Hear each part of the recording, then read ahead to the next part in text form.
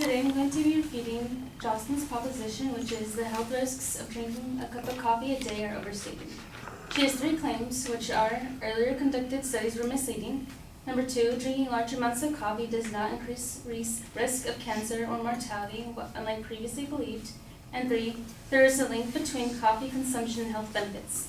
And while Jocelyn's three claims do help support her proposition, she failed to delve into the side effects of what drinking 1 cup of coffee a day can have on the mind, the body, and what caffeine withdrawal from drinking that 1 cup of coffee a day can do to the body. With that said, my three main points are that drinking coffee that is unfiltered is bad for the heart, that drinking coffee can become addictive, and if you don't drink that 1 cup of coffee a day, you can experience caffeine withdrawals, and finally, it can heighten anxiety.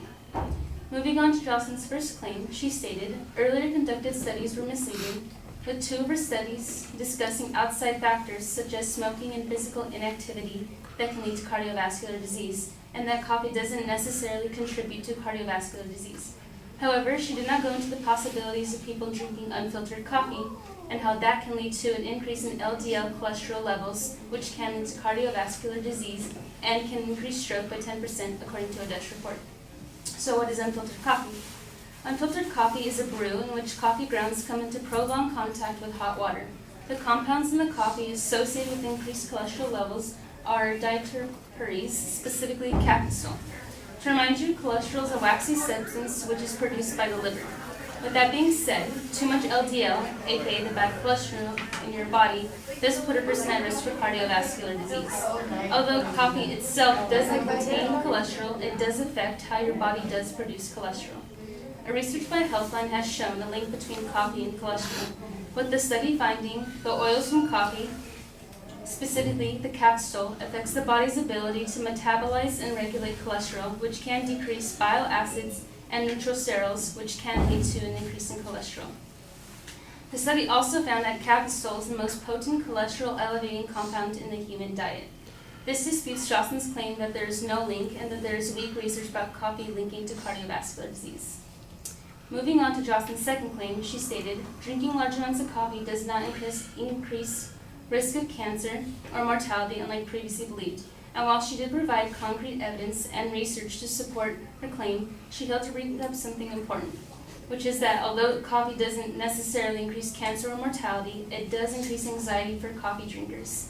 Caffeine increases stress hormones, which can lead to increased heart rate, blood pressure, and the levels of stress hormones. Researcher Kristen Underwood states, caffeine hinders the calming neurotransmitter GABA, which is married to happiness and relaxation. So therefore, drinking that 1 cup of coffee a day can lower your GABA levels, which can lead to anxiety. People are depending more and more on caffeine to help them function throughout the day. Researcher and Professor Roland Griffiths from Johns Hopkins University School of Medicine states, caffeine is the most widely used mood-altering drug in the world, where people often see coffee as a beverage rather than vehicles for a psychoactive drug, but caffeine can exacerbate anxiety. Griffiths continues his findings by stating, caffeine works by blocking the depressant function of a chemical called adenosine, and caffeine can also lead to more alertness, concentration, and memory. However, when people drink more coffee than they're accustomed to, it can cause the jitters, which can trigger predisposed anxiety disorders. This goes to show that although Jocelyn's claim may be true that drinking large amounts of coffee does not increase the risk of cancer or mortality, there is a bigger issue at hand from people drinking large amounts of coffee, which is it increases the risk of heightened anxiety. Lastly, moving on to Jocelyn's third claim, she states, there is a link between coffee consumption and health benefits. In her supporting evidence, she claims that drinking coffee can reduce type 2 diabetes and that coffee contains antioxidants, which are both health benefits. However, she did not go into something more important and vital, which is the health risks, specifically from caffeine withdrawals. Since caffeine is a stimulant and can be chemically addictive, if a person one day decides to quit coffee, it can cause physical, psychological, and emotional symptoms.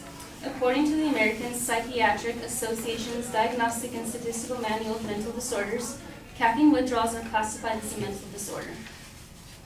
In an article by Karina Sujati and Richard Hamilton called Caffeine Withdrawals, they have stated, withdrawal from caffeine causes mild to clinically significant distress and impairment of normal functioning. The symptoms from caffeine withdrawal vary from individual to individual and most commonly include a headache, fatigue, decreased energy and alertness, and depressed mood.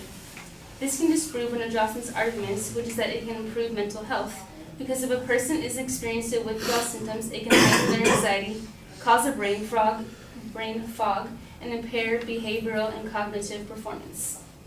All this information goes to show that although coffee consumption may have some health benefits, there is a bigger question and debate about the health risks of drinking coffee, specifically the health risks of caffeine withdrawals.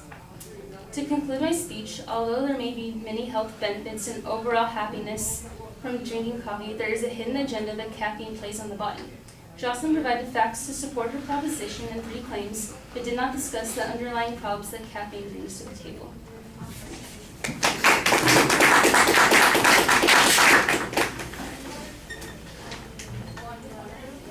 All right, on the first point, I thought you had an interesting piece of information about the LDL.